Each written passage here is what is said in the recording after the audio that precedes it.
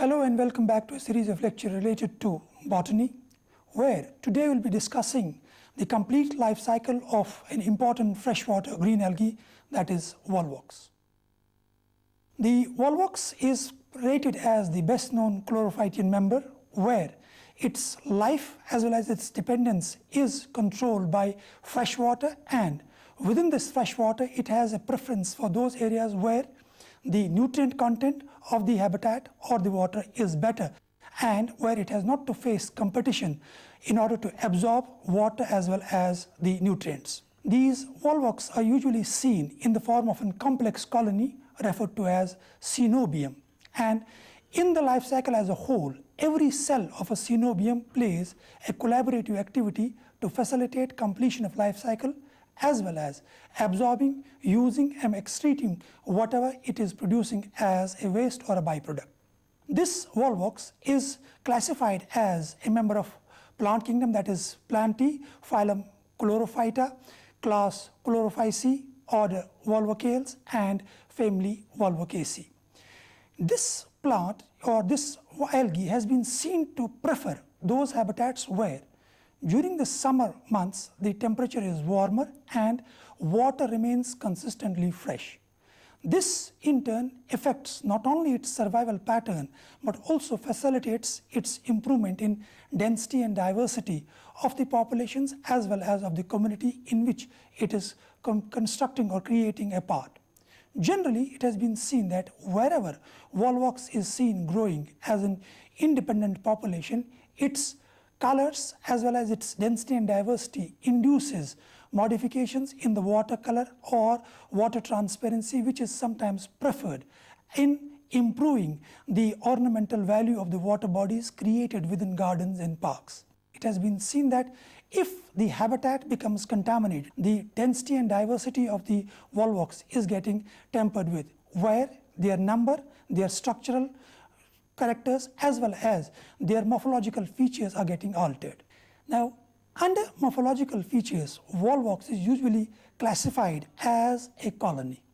Now, colony refers to a group of cells which are adhered together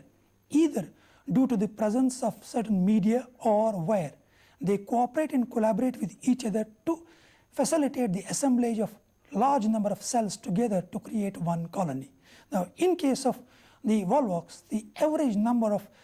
individuals or Volvox individuals in that colony can vary from minimum 500 to maximum about 50,000. That means if the number is so variable, automatically there will be tremendous size variability of an individual colony of different species of Volvox. It is very rare when a single cell of Volvox is seen as an individual plant or individual alga. This is primarily because the interdependence of a group of cells in one particular colony facilitates not only survival but also helps it to synthesize what it requires for development, multiplication, reproduction, as well as sustenance of varied habitat conditions. Whatever the number of these different members in a particular colony are, it usually attains one uniform shape, that is rounded or circular. And in this circular colony, we have seen that usually every cell is having an ovoid shape, and at the peripheral portions, that is the apical portion, it is provided or it is facilitated by the presence of two flagella. We normally refer to this as a biflagellate algal cell. These two flagella facilitate the movement of individual cells as well as the movement of a colony of cells if they are adhered together or bound together. In each cell, we usually encounter that the peripheral surface is formed of the plasma membrane, and usually this plasma membrane is also on the peripheral outer surface protected by the algal cell wall. In some cases, we may have a cell wall developing around a huge colony, or in certain cases we may have individual Volvox cells having individual walls. In a colony, we have seen that once these cells adhere together, there is usually an intercellular connection, that is, one Volvox is connected to the next Volvox. Within one colony of 500 or 50,000 cell colony, we find that every cell is one way or the other adhered to each other, creating a complex structure. Further, once we look at these biflagellate cells' movements, that movement is also a collaborative movement. Collaborative refers to whatever direction a cell wants to move. Usually, each cell has a position to actually facilitate movement of each other towards that direction. The movement in a particular direction is actually dependent upon the movement by these flagella. That in turn reflects that be it colonial, be it single-celled Volvox, will find that these flagella actually facilitate its movement from one direction to another in the form of the flagellar movements. We find that within individual Volvox cells, there is a chloroplast, and that chloroplast usually shares two different shapes. One is referred to as a laminate shape, or sometimes it is also seen in a cup-shaped form. But irrespective of its shape, its role is identical. That is, it has to facilitate the synthesis of carbohydrates as and when this Volvox cell is getting exposed to sunlight. And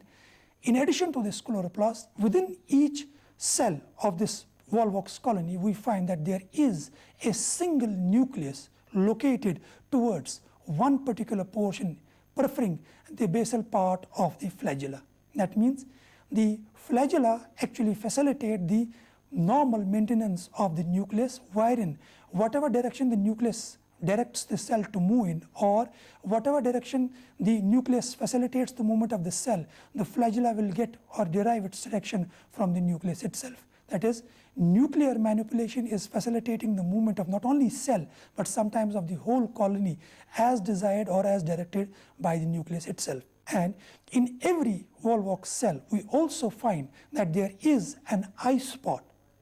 that is a directional spot located towards the filamental portion. That is, wherever we find these filaments, at that end we will also find an eye spot located in each individual Volvox colony, depicting thereby that these flagella and the nucleus is actually facilitating the cooperative activity within the cell of the Volvox and ultimately within the colony of the Volvox of a particular species, thereby facilitating not only the desired movement, but also shifting from the reproductive cycle sometimes towards the vegetative developmental cycle also. And once we compare the vegetative features of a cell which is active with the cell or with a particular Volvox with those which are inactive, that is where no metabolic activity is taking place, we see that in such cells there is minor morphological variation where not only the size decreases, that is, metabolically active cells are larger in size and inactive cells are smaller in size, but also we find that sometimes the flagella are getting retarded, that in turn affect the movement of these cells from one direction to another because of the absence of flagella. That obviously means that morphologically, whatever activities or whatever organelle are getting formed, those formations are under the control of the nucleus, which in turn governs not only developmental features but also governs the reproductive features of individual Volvox cells as well as the Volvox colonies. Then we come to the fourth important feature, that is the reproduction, which can be subdivided into two different parameters: asexual reproduction and second, sexual reproduction. Now, as the term indicates, in asexual reproduction, the multiplication of Volvox is not dependent upon the gamete formation, fusion of gametes, or the division of that zygote. Whereas in case of sexual reproduction, the developmental pattern of the gametes as well as their fertilization and subdivision is actually controlled by second phenomenon, that is where the control of genetic setup of the Volvox is facilitating the sexual reproduction also. Now, when we look at the asexual means of reproduction, that obviously means we have no gamete fusion, no division, or no formation of the zygote. But here, technically speaking, the vegetative means of multiplications are operative to divide one individual Volvox cell into many Volvox cells, which will ultimately result in the formation of a Volvox colony. Now, for this, obviously, one has to monitor the cell which gets transformed from active cell into a dividing cell, and during this morphological variations are also seen. Such metabolically active cells are showing first signs of their division by the gradual retardation of the flagella. That is, in every vegetatively propagating cell, we will first see that the flagella are getting retarded, and as soon as flagella get retarded, each of these cells, individual cells of the Volvox colonies, started to slightly enlarge in size and show swelling. That in turn indicates that within a colony, wherever we find such a cell which is slightly enlarged and has no flagella on it, depicts that it is now converting itself from the active cell into a reproductive cell. That is where it has to multiply to give rise to a progenial colony. In every such cell that gets actually identified as a means of asexual propagation, the enlargement of cell and dilution of the cell wall, that is the individual plasma membrane as well as the cell wall, is in turn facilitating the metabolic activity where the division, which is mitotic division, is taking place. Now, mitotic means where the parental cell generation will be comparable in terms of its morphological features as well as genetic features with what the progeny is, or ancestor and progeny will be identical. It has been seen that within one Volvox, sometimes more than 7 or sometimes even 15 cells can start entering the metabolic activity of division. That means we will have parental colony of say about 500 to 50,000 cells, and within this we may have about 12, sometimes even 15 cells now entering the activity of mitotic division, that is to create progenial colonies within the parental colony. Now, it obviously means that with this division, the parental colony will increase in size, and within this parental colony, we will have a large number of progenial colonies developing. And this division has been seen to usually complete in a short span of time, but is dependent upon two important features. One is where the substratum is of fresh water and is rich in inorganic as well as organic nutrients. That obviously means that the division is facilitated by fresh water and presence of nutrients within that water. And in addition to these, one more important feature is that the temperature at the time of division should be around 21 to about 24 degrees Celsius. That means the temperature is also facilitating the proper division of the parental cells into progenial colonies, and this in turn will facilitate replication of parental cells into progenial colonies, and from one parental colony we may sometimes have as high a number as 15 progenial colonies developing. Now, as soon as the desired number of cells are getting formed, that is where desired number is 500 or where desired number is 50,000, as soon as such number is getting formed, these cells in turn then try to protrude, that is move out of the parental Volvox generation, that is Volvox colony. And at this time, the parental wall of the Volvox colony ruptures, and these progenial colonies ooze out into fresh water, and at that time these have to actually show change in their curvature, because usually at the time of division, the flagella are found to develop towards the interior of this progenial colony, and for facilitating of that flagella to move out, this actually moves out, that is inverges from the interior to exterior, and that movement is converting now a dormant colony into an active colony, because flagella formation and flagella in turn facilitate the movement of these progenial colonies in the water from the parental colonies towards whatever habitat they prefer, or whatever habitat is suitable for their growth, for their development, as well as for the regeneration of the third progenial generation.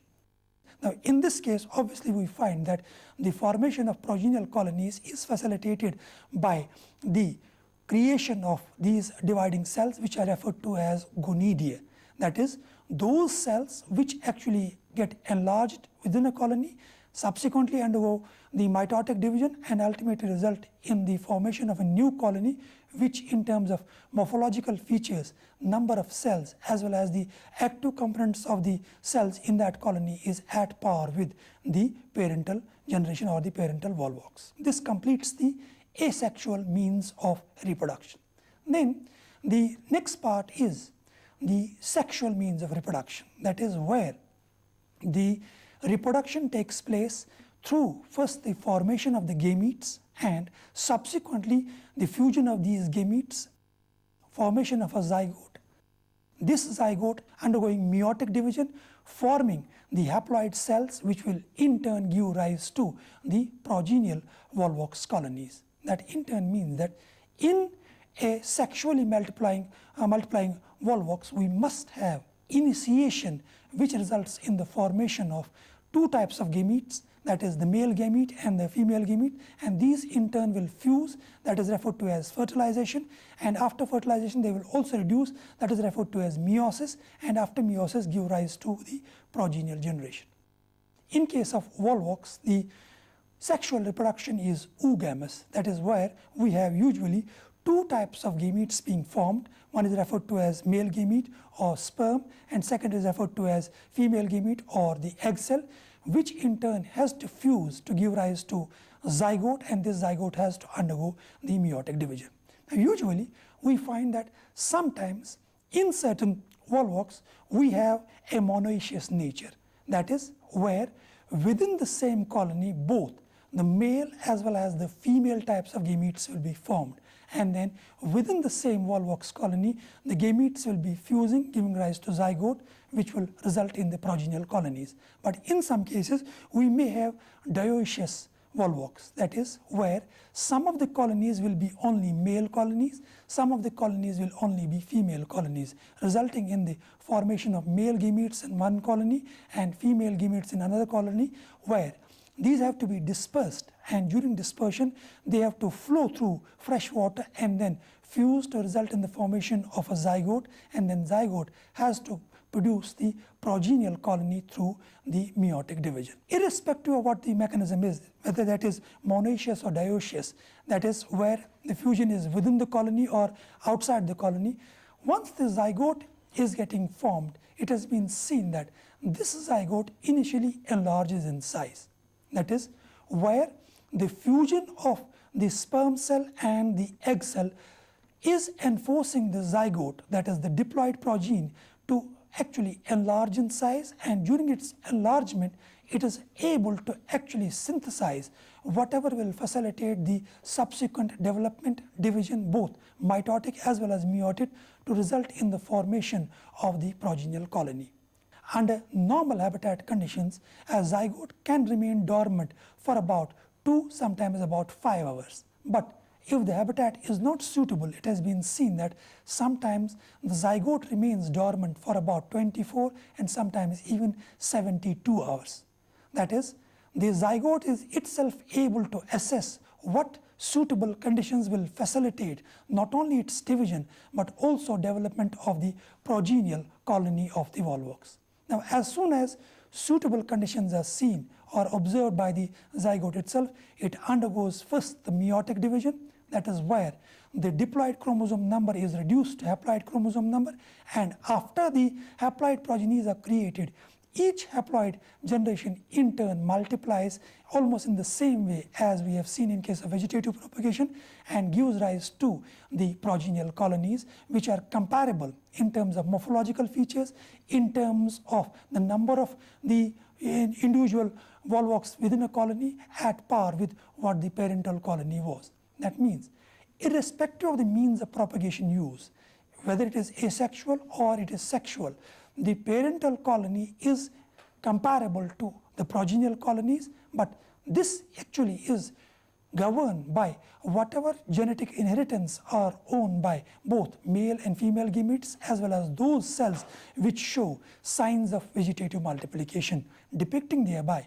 that in case of Volvox, the vegetative means of propagation as well as sexual means of propagation are actually facilitating creation of progenies which are morphologically, functionally, habitat-wise as well as habit-wise same as the ancestral generations or the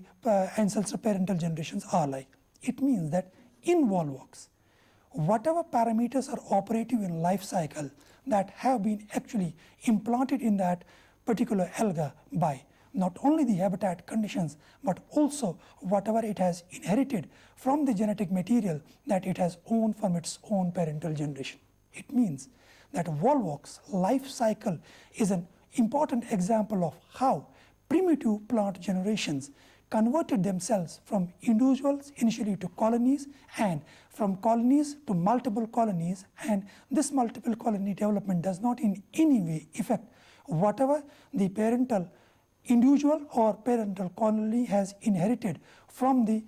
parents in terms of its activity, in terms of its habit, in terms of its habitat, as well as in terms of its potential to compete with whatever plants, whatever microbes are living in the same habitat in which this particular plant, that is Volvox, is living. It means that the life cycle itself explains all important parameters that are either naturally operative or implemented by the plant itself, that is Volvox itself, to complete various stages of life cycle, right from the gamete formation, right from the division of parental Volvox to the formation of the colony. I hope those of you who want to analyze this Volvox would try to follow the same parameters, that is where they will first assess the colony, then assess the formation of the gonidae, formation of the gametes, formation of the zygote, division both mitotic and meiotic, and see whether the parental colony of Volvox is comparable with the progenial colony of the Volvox, depicting thereby that whatever we